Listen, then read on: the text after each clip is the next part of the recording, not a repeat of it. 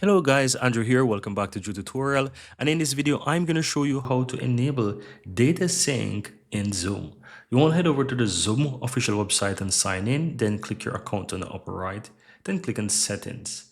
Under the settings section, you want to go to the mail and calendar section and scroll down and you will find an option for data sync, and you can simply toggle on this feature right here. And once you do that, you have another additional option here that allows you to show Zoom meetings without link third party calendar as well. So you can always go ahead and choose to have these enabled. But by enabling the data sync, bidirectional sync to Zoom meetings data between Zoom and web portal and calendars. But once you enable data sync, you'll be able to have data sync between Zoom and web portal and its calendars, right? So when turned on, newly created meetings are updates to existing meeting on Zoom web portal or calendars, including Zoom calendar and other calendars will automatically sync with each other. So once you have this turned on, then it will automatically sync. And that's very, very useful. So I recommend